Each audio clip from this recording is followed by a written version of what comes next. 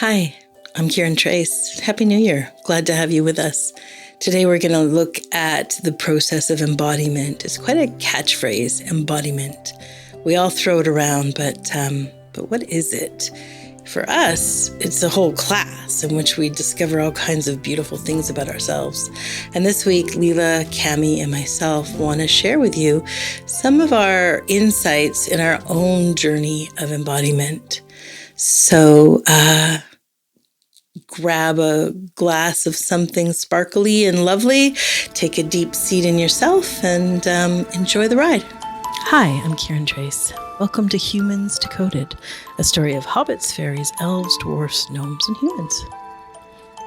If you get lost at any point, there is a deep dive on all the different avatars in episode 1. It includes notes. Thank you for joining us in a fun little chat about the vast potential of our human makeup.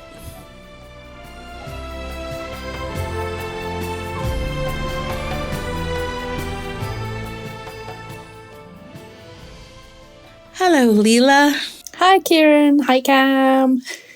Hi. Happy New Year. Happy New Year, Cami. So I love how we're launching into 2025 with an episode about embodiment, about actually coming into the body, listening to the body. For us, it's in the context of taking Kiran's embodiment course every year since many, many, many, many years. And we want to share a little bit about our, journey through class throughout all these years. And I would love to hear from you guys. What was the first thing that showed up that surprised you when you actually came into the body and listened? I have some juicy insights that showed up right away. Like, I remember when I was designing the course for the first time, which was really just that process of like, if the body is this field of wisdom and insight, and it's speaking to us all the time, how attuned am I to what it's saying? And there was sort of this like, it's obvious, the body has its own wisdom. Like it's gonna know what it wants better than I know what it wants. But how capable am I of attuning? And so what I really just gave the first sort of prompt, which is to just listen. And of course, these days when I teach the class, I have all these little ways that you can listen and I give all these signatures. But at the very beginning, it was just the simplicity of like, just hear, the sound of the belly asking, like starting with like hunger, thirst, these basics, but to like skim off all the story layers and just listen. And one of the first things that my body asked for was donuts. And it was so interesting because I was like, okay, donuts. And then the next day it was donuts. And then the next day it was donuts. And then the next day it was donuts. And I could have thought, oh, I've got it completely wrong. Like, this is not me listening. There's just too much story here. But I could feel the way there was this satiation and like joy in my body. I could feel how beautiful it was digesting. I could feel like I had all this like sort of like ripples in the pond when I ate that donut. And so this went on and on and on and on. And for like 3.5 weeks, donuts. But I will say that by the second week, I could see the wider intelligence that I was so habituated with my ridiculous programs of depriving myself, and deprivation is what my belly was trying to get out of the system. Mm-hmm. The habit of deprivation and the habit of control. And I would have sworn to you on a stack of Bibles that I was allergic to gluten, that I couldn't handle that much sugar. If you added dairy with the sugar and the gluten, it was a toxic mess for me. I could have, but every one of those donuts digested really beautifully, because the thing that was being pushed off of me was the control, and to be able to actually eat something and digest it without control, without piling on a story while I was eating it. This is bad for me. I'll have an allergic reaction. What should I do? How can I?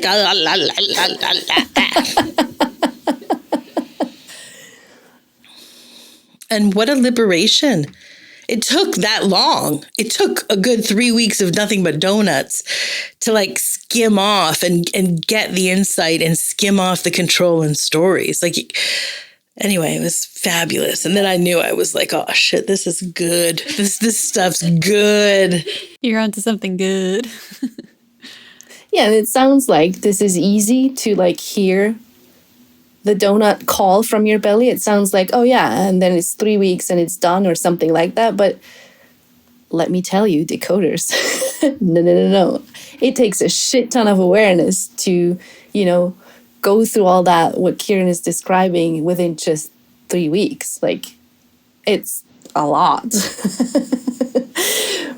What about you, Cam? What was your first like, whoa, what the fuck?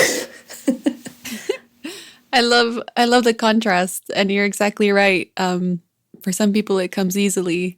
The first thing I noticed when I took the embodiment class was how much of a like foreign entity my body actually felt like, and it was so challenging to just acknowledge it, because what I found was like just a revulsion. Like, I was repulsed by the flesh. That's what it felt like. I mean, it was hard. It was really hard. Kiran mentioned it's probably a few lifetimes as a Christian monk, sort of like flagellation and whatnot. But yeah, it wasn't comfortable. It was a real eye-opening. Like, oh, I had no idea. I had so much disdain. Like, there was so much just avoidance, like anywhere but here for me. So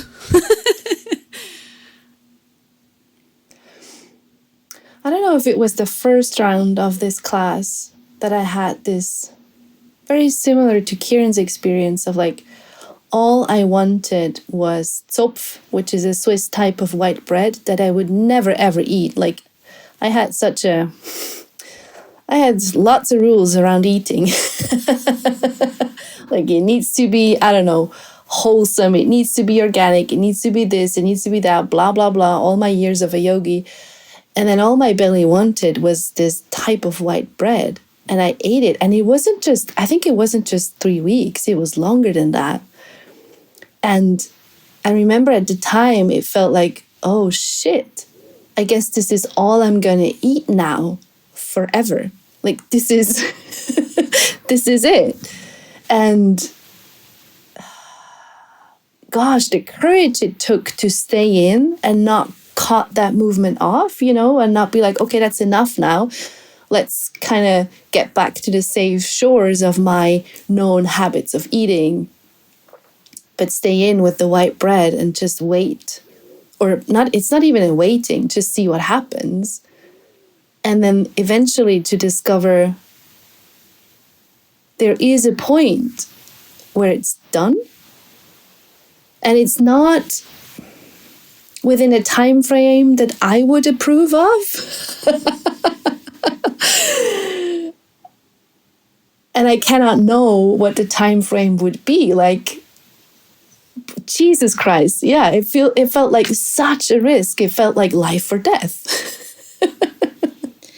Isn't that really the truth? Like, there's a point in which control wants to grab it all back. Yes.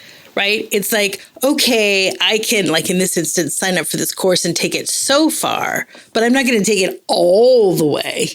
Absolutely. I'm not really going to clear that deprivation. I'm not really going to clear that shit out of there. I'll explore it. I think like in the last round we had a couple people that did it like a sampler. Like they tried it once, one day that week, and there's any kind of range, but I think you're really hitting the nail on the head, like you actually have to be dangled out way past your comfort zone because the comfort zone is held by control. And if we're going to liberate the body from from the tyranny of control, then we're going to have to dangle past that point. So I love that description that you're saying, like just way longer than you would think. Yeah. And, at the time, and you reminded me of it, Kiran, the other day. I forgot it completely. I was so afraid that my body would change shape, that I would, God forbid, grow a belly. There was so much fear around just, eating this bread. It's so funny. I know, we have layers and layers and layers of story. I just eat the same thing all the time because that makes my body feel good. Or I cannot eat these things. And then there is all these underground fears. I'll be fat. I won't be loved. I won't know how to choose food. But I live rurally and it's not easy to access food, but I'm a vegetarian. My religion and my God says I cannot eat. And there's just layers and layers of story and control. And we won't allow ourselves to really let the body talk to us and tell us what it needs. The true authority on our body is our body, not your religion, not your fear of being unlovable, not your control patterns of not good enough, Yes, and there's something about, like when we actually listen, there's something about all these, what is it? It's almost like the DNA opens and there's information coming out of that, right? Something you discovered or hear a lot of. Yeah, one of the wonderful things in the very first round, the first time I taught this class, it was a group of people and we went for a long, long process. It wasn't the way the class is now. Of course, now it's really been masterfully put together. But then it was just this explorational group that was just going to explore on this adventure with me. And something that's sort of coming out of this group pretty early on was these sort of ancestral recipes. And at first it was so shocking and interesting because for some of the people there, it wasn't food they were familiar with or even knew what was. It was just sort of like coming out of their bellies. And they just sort of were like, I don't know what a rutabaga is. Like, I don't actually know what that is, but I'm feeling and I can taste. I want this stew with rutabaga and rutabagas or whatever. And then it would sort of be like this whole recipe would unfold and they'd have to go to the grocer and ask for these ingredients. And then they'd sort of put this thing together that their belly wanted. And for some of them, they were very hobbity. So they just had to smell it to kind of put the piece together. And then they'd eat it. And the satiation was unbelievable. And then sort of upon sort of awareness, it turns out like 3 ancestors back, there was like one Portuguese, or there was, a grandmother who was Portuguese, and these were Portuguese foods, but they grew up whatever in Switzerland eating traditional Swiss food but bringing back this Portuguese food sort of opened something. And just like what you're saying, it's this cellular memory inside the body. The body is extraordinary ribbons of wisdom. And we let it lead. And it doesn't take a second. It means clearing out control. And then it starts to lead. And we get these things. Sometimes people will say to me like, oh, this is the intuitive eating process. And it's like, well, actually, it's different because because intuitive eating still allows for control. No, this is really about a bigger wisdom from the whole body, letting it like so surrendered to let the body completely lead. And then it suddenly is so beyond food in a way. It's really interesting. But it still remains so incredible when I watch people just have these ancestral memories start to pop out and these recipes. Yeah, it's amazing the kind of snippets of information you start to get. That if you listen deeply, are able to overstep all those stories you might have about things. So I have a big story about corn and how it's GMO and it probably like spikes your hypoglycemic index and la la la. But I'm from Guatemala And our staple food is tortillas, like corn tortillas, and frijoles, black beans. And nowadays, I feel like I'm a bottomless pit for corn. Just any time of day, corn, popcorn, corn, tortillas, like Bottomless pit. you name it, corn. Oh. Yeah, I had a moment with potatoes. I was like, yeah, I can see. I'm from a long, long, long line of Swiss farmers. All they had were potatoes. And it was, I remember I was talking to Kiran during that time, and I think you were eating beans and sausages, and I was eating potatoes and sausages, and it was like my dinner for I don't know how many months. And then it was done. It's not so interesting anymore now. And what you're saying... But it is so delicious, isn't it, though, when you find it? Yeah. Like for me, I remember that process. It was that Austrian Czech blood for me. And it was like sausages and big pork stew.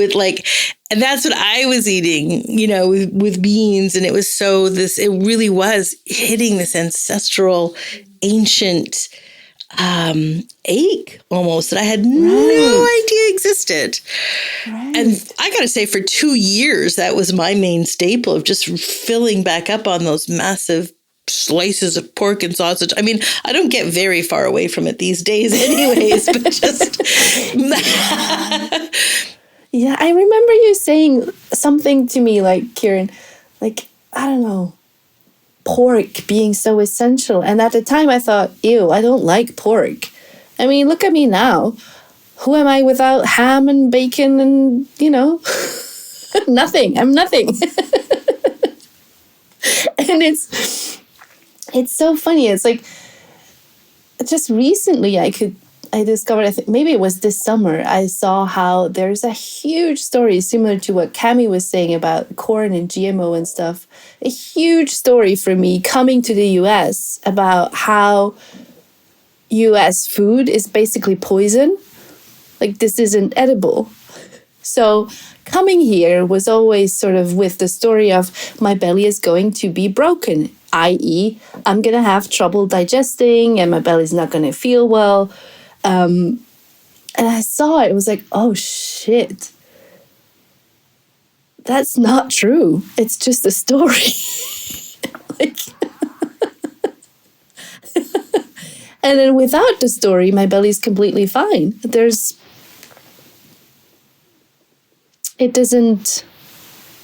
no effect. It's incredible, isn't it? The amount of effect a belief system has on a body versus a type of food. Like, you're going to get a lot more direct impact from control eating dinner than McDonald's. Gosh, and it keeps being a shock for me, and I guess for all of us. This like, oh yeah, it's just the belief. It isn't actually true. And to just come back to the body, come back to, okay, in the body right now, what does the belly want? What does the body want? There's such an incredible opportunity to let the body lead. And through that, our ability to see all the ways we have blocked our own access to clarity, insight, source energy, healing, like our mental constructs we've talked about this before, like false deities, like we choose them over the intelligence of our own body. But wow, the opportunity when you flip the script on that. I like to say reality is always much kinder. So usually the stories that we run, or at least the stories that I run, are harsh. Like they usually involve some kind of threat, me as a problem, et cetera, et cetera. And I remember the first time we were invited to bring safety to the body in class. And it felt like approaching a scared animal. Like I had to be really gentle so I wouldn't spook it.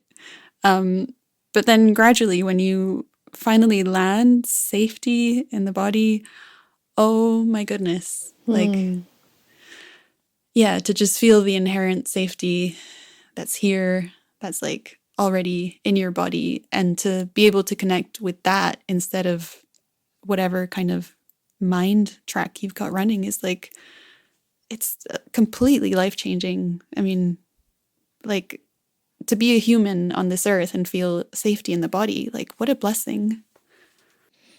It's such a revelation when we come to realize there's always this safe ground and it lives in the body, which is like the last place anybody's going to look.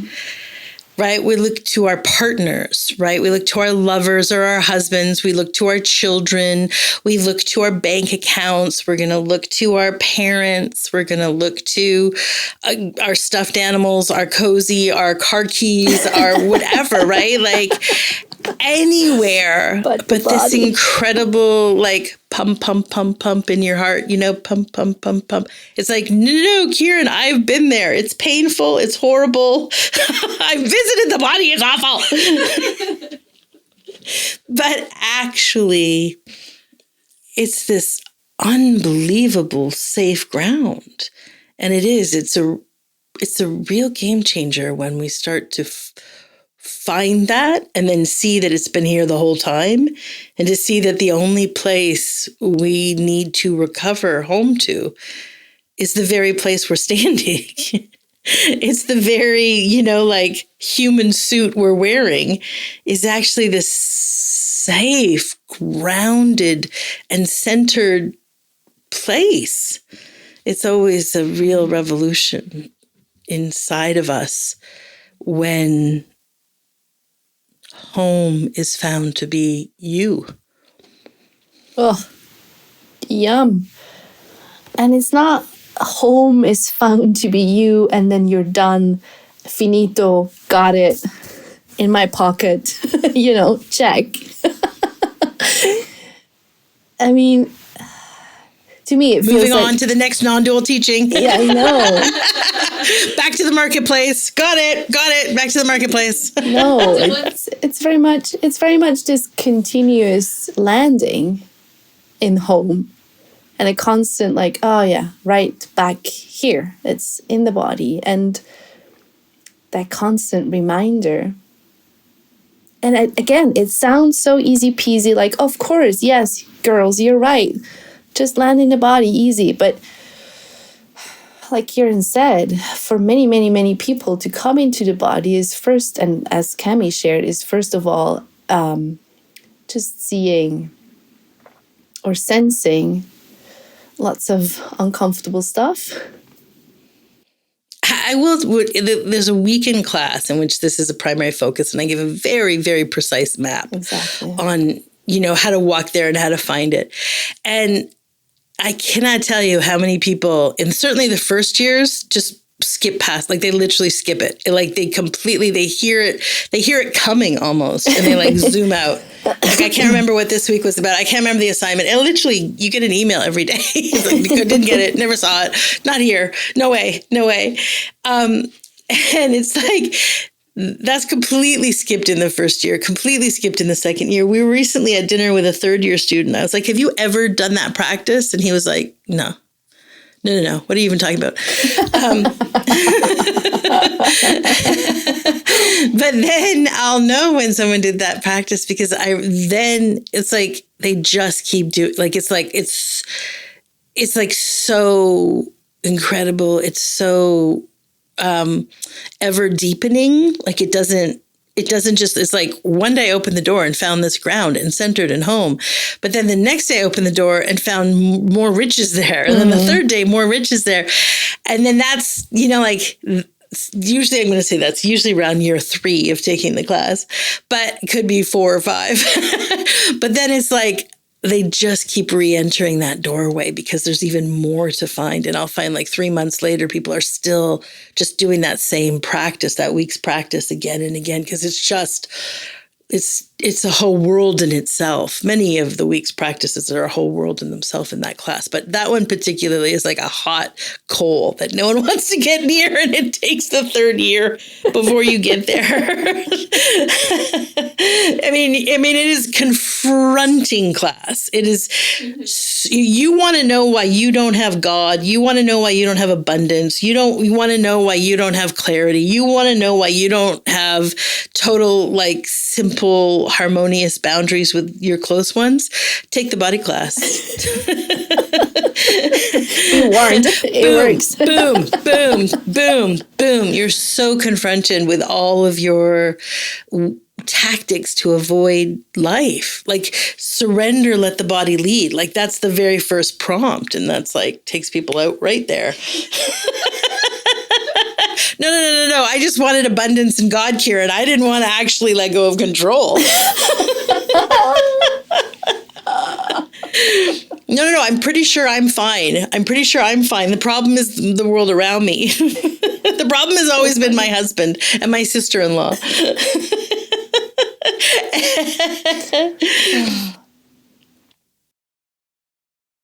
Another one I find is another part of the class that I find is also good confrontation for people's bullshit. Like, I remember myself in that boat, is movement.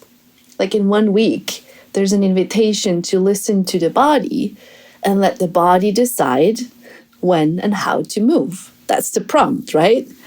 But what it's heard as is, how dare you, Kiran? You fucking make me exercise. And the whole thing is so funny because control loves to exercise, right? But then when it's coming from Kiran, like, it's just a projection, none of it is true. But when it's coming from Kiran, it's like, how dare you? I think when confronted, there's a whole lot of this projection, like, how dare you, Kiran? Kiran's making me do this. And, like, literally, like, if you're listening to the precise map, I'm like, I'm inviting you to come into your own system, and I'm inviting you to inquire about this or look at this. Kiran's making me do this thing.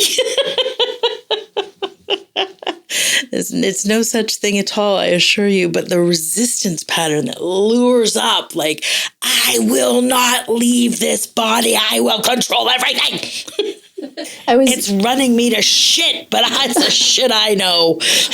I was working with a client recently who took the body class, and she was so mad about this prompt. She was so mad.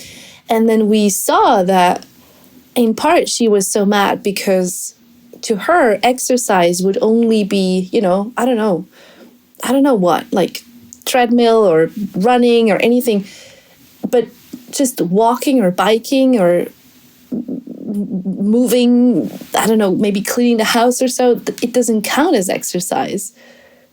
Like, I feel like in embodiment, you get to see how thick story is layered on top of reality in, like, each and every one of your movements. Yeah, somebody says the word move and the other person just hears exercise. Yes. Like, there's a total distortion by control all the time in our bodies. All the time in our bodies. That being said, as we discover our body, and it's such a wonderland, as the song says, and the song's not wrong, there's so much to discover. And I think that's what's always worth celebrating. Totally. I think for sure, at least the first round, all I heard was, the Charlie Brown, wah, wah, wah, wah, wah.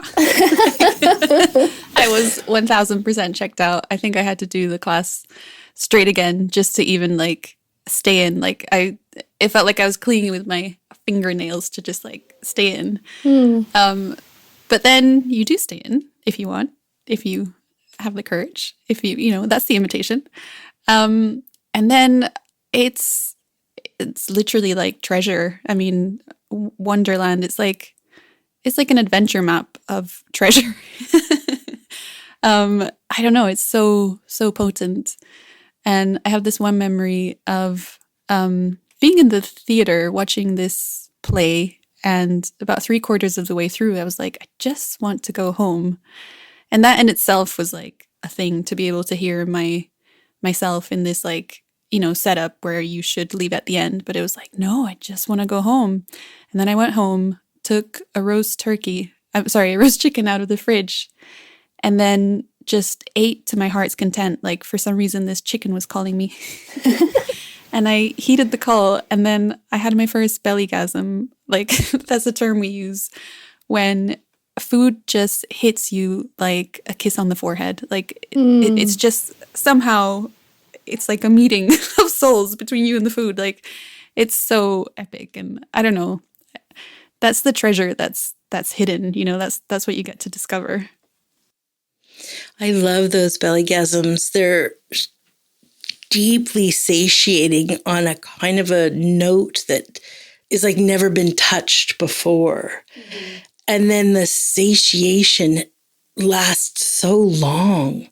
And it has this wonderful movement of like really ending patterns of deprivation or control or programming, because up against the feeling of that bellygasm or that deep satiation for hours and hours later, it's like the distraction of control just can't live up to it. It's like it's like, do you want a cheap trinket or do you want this beautiful, deeply fulfilling, melting pot or something, like it's incredible. And I feel like for me, it was one of the first movements of like, oh, it's all here. Like everything I've been looking for, like it's inside of this one. Like I come equipped, like to meet it, to heal it. Like I think that's really the most game-changing thing of all, when you realize like you come with. You're built out. You're built out for incredible fulfillment. Everything you need is here. Yeah, it's not external. Like, holy shit, here all along. And it's something that doesn't, I think we said it before, it doesn't end at some point. It just keeps going. It keeps deepening. It keeps up-leveling. It's not like at some point your food game is perfect and done and you don't have to listen anymore. It just keeps going. Food and movement keep... I feel like just recently a whole new level opened up for me. I was like, whoa, what the fuck? What is this? So much good food. And it was already good before, so much incredible movement. And it was already good before. It's like, wow, there's no end to fulfillment. And Kiran would often point to fulfillment as the most efficient, effective thing to wipe out the stories, to clear out the crap. So recommend class. Not just 10 out of 10, but like 1,000 out of 10. But you have to take it. You have to take class. Oh, yeah. A weekly sample is No. You're not going to That's feel not gonna do any of it. No. And I feel like you take it again and again and again. Like I wouldn't even say still, like I blank out about food all the time. Like it's such a constant practice for me to just start with the body. I think possibly also as a fairy, I find grounding really challenging. So like many times in my day, I'll be like, oh, I have legs. Like let's feel them. Yeah. I have a body. What's I actually want? And it's the best hack to actually start with the body. Like it cuts through a lot of the noise. But even so, it's constant practice, constant reminder. And so, I mean, I'm taking this class again this year. And as I'm hearing Kiran describe it, part of me is like sweating, like, oh God, here we go again.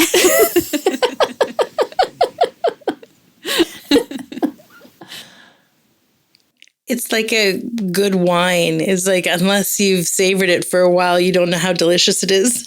Like it takes a kind of mature palate. So for me, the embodiment class is my favorite class. I take it every single year. I'm coming into my 12th or 13th year. And every year there are the same amount of insights and discoveries and precious rooms in the house that are even more fulfilling. Like, it doesn't end, you know, and there's always so much more to discover. But I think a lot of people hate the class because it just confronts all the ways that it makes it so obvious why you don't have what you want.